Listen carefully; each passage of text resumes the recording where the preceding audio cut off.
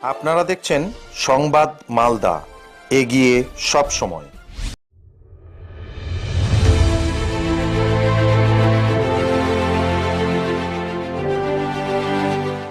বাঁকুড়া শহরের কমরার মাঠে প্রয়াত 3 কমরেডদের স্মরণ সভায় যোগ দিতে এসে বিমান বসু সাংবাদিকদের বলেন, দুদিনের বেশি যদি বিধানসভার অধিবেশন ডাকা হয় সেক্ষেত্রে তৃণমূল সরকারের বিরুদ্ধে অনাস্থা প্রস্তাব আনার পথে হাঁটবে বামেরা।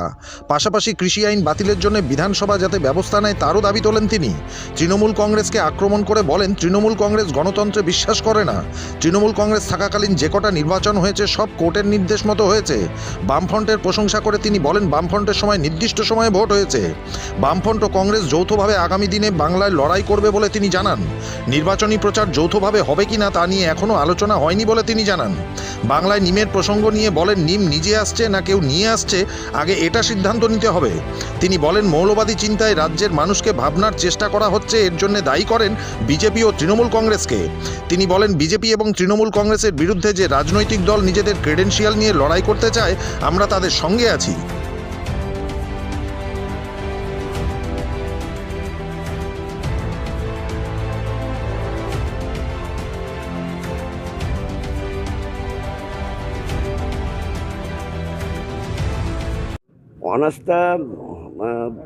অনাস্থা প্রস্তাব তো বিধানসভা ডাকলে পড়েতে হবে, কিন্তু দুদিনের বিধানসভা ডাকলে তো অনাস্থা প্রস্তাব নিয়ে আলোচনা করার সুযোগ থাকবে না।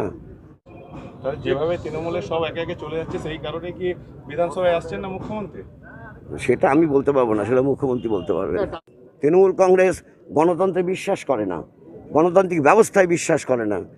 কারণ যে কটা নির্বাচন হয়েছে তৃণমূল কংগ্রেস থাকাকালীন সময়েতে সব কোর্টের অর্ডারে হয়েছে, নির্দিষ্ট সময়ান্তর নির্বাচন করছে না। একটা কথা কেউ বলতে পারবে না নির্দিষ্ট সময় নির্বাচন অনুষ্ঠান করার ব্যাপারে বামফ্রন্ট সরকারের রেকর্ড খুব পরিষ্কার।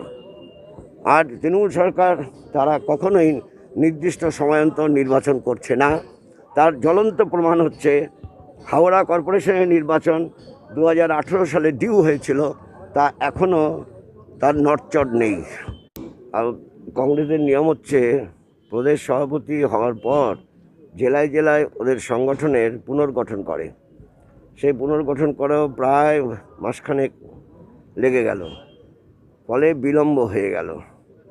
কিন্তু এর মধ্যে আমরা যা বসেছি সেই বসার মধ্য দিয়ে এইটা ঠিক হয়েছে, আমরা জয়েন্ট মুভমেন্ট করব। জয়েন্ট মুভমেন্টের অনেকগুলো কর্মসূচি হয়েছে, সেই জয়েন্ট মুভমেন্ট শুরু হয়েছে। জেলায় জেলায় জয়েন্ট মুভমেন্ট হচ্ছে, রাজ্যগত কিছু কিছু কর্মসূচি হয়েছে, আরও হবে। কিন্তু সিট নিয়ে কোনো আলোচনা এখনও শুরু হয়নি। আমরা নির্বাচনী সভা ফেব্রুয়ারি মাসে আমরা নির্বাচনী সভার দিকে আস্তে আস্তে এগোবো, এবং তার মধ্যেই আমরা চাইছি সিটের আলোচনাটা সম্পূর্ণ করতে। মিম নিজের থেকে আসছে না মিমকে কেউ নিয়ে আসছে, সেইটা ইয়েট টু বি ভেরিফাইড। হবে, ধীরে ধীরে সেটা হবে। ফলে ফান্ডামেন্টাল পলিটিক্স এটা পশ্চিমবঙ্গে মাটিতে অতীতে ছিল না, কিন্তু ফান্ডামেন্টালিজমের অর্থাৎ মৌলবাদী চিন্তায় মানুষকে ভাবানোর প্রচেষ্টা, এটা প্রথম কায়দা করে খানিকটা শুরু করেছে বিজেপি এবং খানিকটা টিএমসি।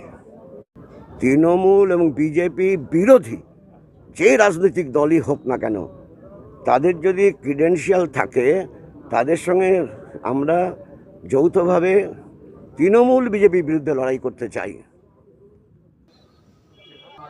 বাঁকুড়া থেকে নবেন্দু হাটির রিপোর্ট, সংবাদ মালদা। আপনার মতামত দেখুন প্রতি রবিবার সন্ধ্যা 7টায় সংবাদ মালদার ফেসবুক পেজে।